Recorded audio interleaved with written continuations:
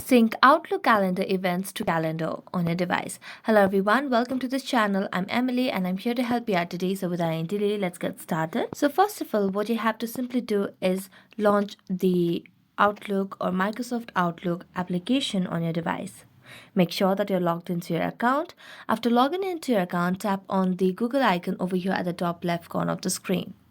Then tap on the settings icon at the top or the bottom left corner of the screen.